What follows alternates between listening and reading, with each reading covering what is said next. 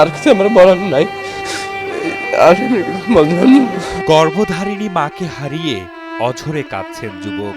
অভিযোগ উঠেছে ভুল চিকিৎসায় তার মায়ের মৃত্যু হয়েছে।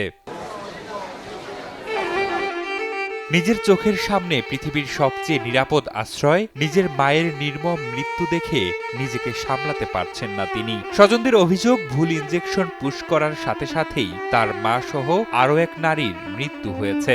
নার্স বলতেছে যে ডক্টর যেটা লেখছে ওইটাই আমরা দিছি, আমরা কি বানাইয়ে দিছি? আপনারা হাত পা তাল মালিশ করেন।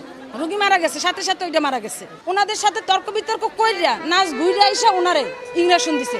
ওনারে আমি ওনার পাশে দাঁড়ানো আর ওনার দুইজন গার্জিয়ান দাঁড়ানো, দেওয়ার সাথে সাথে উনি বসা ছিল, সাথে সাথে শুয়ে পড়ছে, মুখ দিয়ে ফেনা বাইরেছে, প্রস্রাব করে দিছে, সাথে সাথে মারা গেছে। নিহতরা হলেন হাসপাতালে ভর্তি থাকা ৭ নং বেডে থাইরয়েড রোগী হেলেনা বেগম এবং ১০ নং বেডে টিউমার নিয়ে ভর্তি থাকা শেফালী বেগম।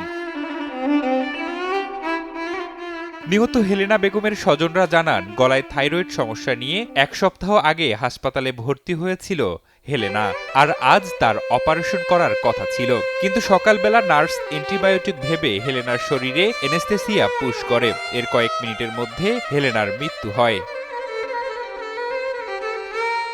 নিহতের স্বজনদের অভিযোগ, ওই নার্স একই কাণ্ড ঘটায় পাশের বেডের শেফালী নামের অন্য এক রোগীর সাথেও। নার্সের করা ওই ভুল ইনজেকশন পুশ করার মাত্র ২ থেকে ৫ মিনিটের মধ্যে শেফালীরও মৃত্যু হয়। নার্সের এমন খামখেয়ালিপনার পর হাসপাতাল জুড়ে তীব্র ক্ষোভের সৃষ্টি হয়েছে। যে ইনজেকশনটা আপনার অজ্ঞান হওয়ার জন্য আপনার বেডে দিবে, অপারেশন সিটিওতে দিবে, আর সেটা নাকি এখানে দিছে।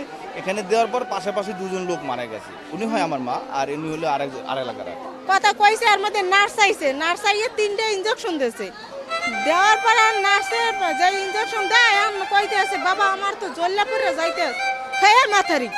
হ্যাঁ আমি দিলে আদা গুরু করে তো ই করেন, ওই যে একটু করে বাচ্চা এটা ই করে না। হ্যাঁ পরে আবার আমরা যে এটা কিনে আনছি ইনজেকশন, ওইটাও দেছে। হ্যাঁ তার আমরা তো আর বুঝি না যে ওইটা ওটির ইনজেকশন, অজ্ঞানের ইনজেকশন, এটা তো আমরা আর বুঝি না। হলে তো আমরা ডাক্তার হয়ে যাইতাম, বুঝেন নাই? দেওয়ার মন তো ওটা মনে করেন 2 মিনিট অপেক্ষা করে নাই, সাথে সাথে ডুলে পড়ছে, সাথে সাথে ফেসবুক চাউল হয়ে গেছে। আমি কইতেছি কি যে হার পালন আসলে